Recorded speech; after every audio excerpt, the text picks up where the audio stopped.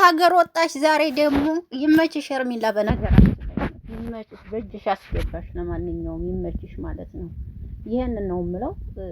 በእውነት እኔ የአብርሽ ነገር ይገርመኛል። አፍቅረሃት ከሆነ ከልብህ አፍቅሬሻለሁ በቃ ብለህ በቃ አብረህ ከሷ ጋር መሆን ነው የሚሻለው ብዬ ነው የማስበው። ኧረ እንደው ስራም ቢሆን በጣም ይደብራል። ከዚህ በላይ እውነት በጣም ነው የሚያስጠላው የሚደብረው ማለት ነው። አንቺ ግን ፊትሽን በጨው እየታጠብሽ ነው የምትመጪው። በስመ አብ ወወልድ ወመንፈስ ቅዱስ አሐዱ አምላክ። ምክንያቱም ዛሬ ይሄን የምታረጊው ነገር ነገ እኮ ለራስሽ ዙሪያሽ ስታይ ዋጋ ያስከፍልሻል። ነገ ህይወት ይኖርሻል፣ ትዳር ይኖርሻል እና የምታረጊውን ነገር ራሱ ግዴታ እንሂድ ለ5 ቀን አለች ለ6 ቀን ፈታ አላረገው ነው አላለችም? ያለውን ለሆነለት ኦኬ አላለችም? አቤት አቤት አቤት።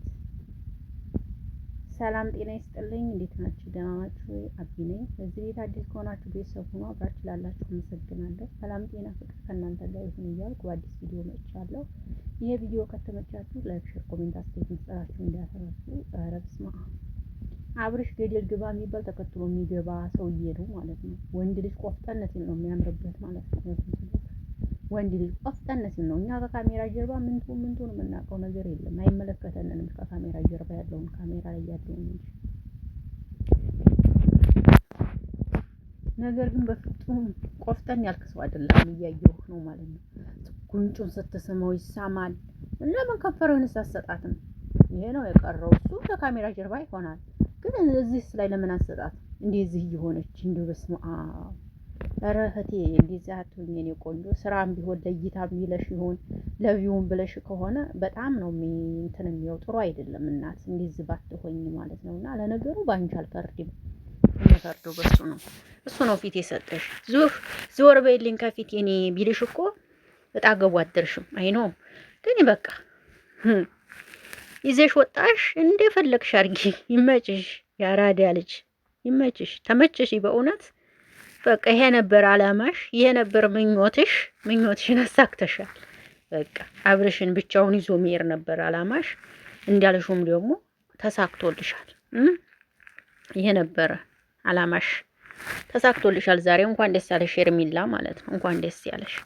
ይሄ ነው። አንተም ታፈቅራታለህ። ቂጥ እስከሚንቀጠቀጥ ያስታውቅብሃል። አሁን ነው የተረዳሁት አብርሽ ሄርሜላን እንደሚያፈቅራት። እውነት ባያፈቅራት ኑሮ እስካሁን ከህይወቱ አያስወጥቶ ያርፍ ነበር፣ አያስመጣትም ነበረ። ነገር ግን ያፈቅራታል። በቃ እንዴት ተረዳሁት ከሆነ እና ግን የሩታ ፍቅር ግን ላንተ እየቀነሰ እንደሚሄድ ይሄንን እንዳትረሳው ማለት ነው። ምክንያቱም እኔ እንጃ ልጅቷ ግን እኔ የሄርሜላ ነገር ግራ እያጋባኝ ነው። ምን ሆነሽ ነው ግራ የገባሽ? ምን እንድነው ልትሉኝ ትችላላችሁ። ጉንጩን ትይዛለች፣ ትስማለች፣ ፀጉሩን ታስተካክላለች ምናምን።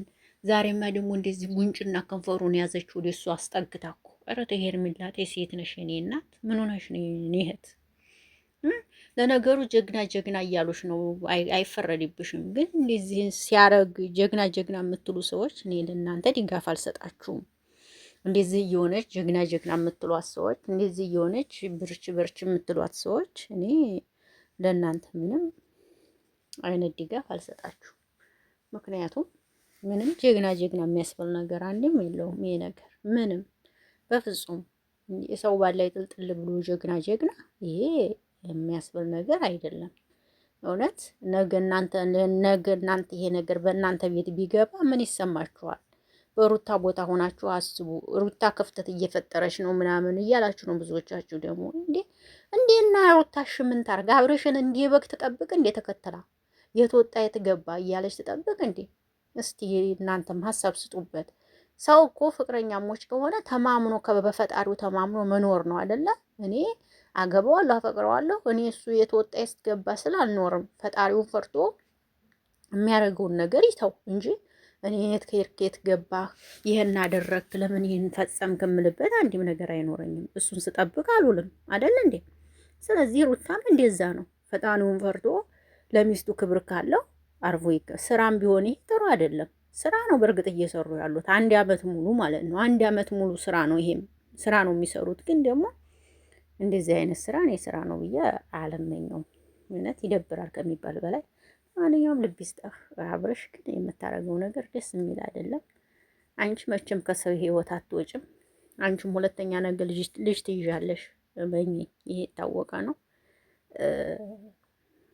አላቅም ብቻ ውዶች፣ እናንተ ደግሞ የተሰማችሁን አሰባችሁን ስጡበት። እኔ ግን ደስ እያለኝ አይደለም። ጭራሽ ከሀገር ይዤው ወጣው። ሻንጣውን ሰበሰበ እኮ እሱን ተከትሎ ሊወጣ። በስመ አብ ወወልድ ወመንፈስ ቅዱስ አምላክ። ዝም ብለህ ሰውን አምነህ ነው የምትኖረው አንተ። ሰው ግን አሳዘንከኝ። ሰውን በጣም ታምናለህ ከሚባል ለሰው እምነት አለ። ሰው ማመንህን ወድጄዋለሁ። ነገር ግን ደግሞ ሄዱበት ሁሉ ና እንሂድ ሲሉ ደግሞ ተከትለ መሄድ ተገቢ አይደለም። ጥንቃቄ ማድረግ አለብህ። እንዴ ምን ሆነህ ነው? ልታምናት ትችላለህ ሄርሜላን። አይኖ አቤት የአብርሽ ጓደኞች ግን በስማ ተገረምኩባችሁ በእናንተ ራሱ።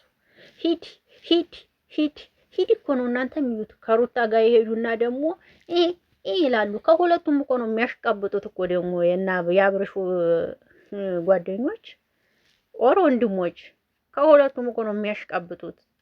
ሩታ ጋር ይሄዳሉ፣ ያሽቃብጣሉ። አብርሽ ጋር ይሆናሉ፣ ያሽቃብጣሉ። ከሁለቱም ነው እኮ የሚያሽቃብጡት። ደግሞ ከአንድ ጎን እንኳ ብቻ አይደለም። የሚገርመኝ ይሄ ነው። ከአንድ ጎን ብቻ አይደለም የሚያሽቃብጡት፣ ከሁለቱም ጎን ነው የሚያሽቃብጡት። ግማሾቹ ከሩታ ጋር ሄዳ ያሽቃብጣሉ፣ ግማሾቹ ደግሞ ከአብርሽ ጋር ሆኖ ያሽቃብጣሉ። አሁን እናንተ ምንድን ናችሁ? የእውነት ጓደኛ ናችሁ ወይስ ደግሞ ምንድን ናችሁ? ከሁለቱም ጎን ሆኖ ማሽቃበጥ። እሷን ታረቂ ይሏታል ሂደው፣ እሱ ጋር ደግሞ እዚህ ሄርሜላን ይዞ ይመጡና ደግሞ ሄርሜላ አታስከፋት እሺ በላት ይላሉ። እናንተ ምንድን ናችሁ ታዲያ? ከምን ጎን ናችሁ? ከሩታ ናችሁ ወይስ ከአብርሽ ናችሁ?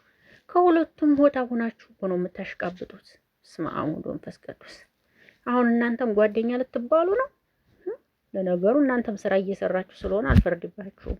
አብርሽና ሩታ ሄርሜላ እኮ ለሁሉም ሰው ነው ስራ የፈጠሩት። ለብዙዎቹ ዩቲዩበሮች ስራ ፈጥረዋል በነገራችን ላይ እና ለነ አብርሽ ጓደኞቹም ለነ አቤላ ለነ ሁሉም ስራ የፈጠሩ ናቸው። በእርግጥ ግን አብርሽ እንደዚህ እየሆነ ስራ መፍጠሩ ተገቢ ነው ብዬ አላስብም። ብዙ ስራ ልፍጠር ካላችሁ ነፍ ስራ አለ የሚሰራ ደስ የሚል ምንም ሳይነካ። ይሄ እኮ ምንም ብትሰሩ ምንም የሚያስተምር አንድም ነገር የለውም። የሚያስተምር ነገሮች ሲኖረው ብታስተምሩም ችግር የለውም። ጭራሽ ፏላ አረገዋለች እኮ እናንተ፣ ፏላ አረገዋለች። ብትን ላረገው ይዞ ለወጣ ነው እኮ ያንቺስ ክፉ። ብትን ላረገው ይዞ ለወጣ ነው አለች እኮ። ይዣት ለወጣ ነው እንኳ ቢባል ያምራል። ይዞ ለወጣ ነው አለሽ አይደል?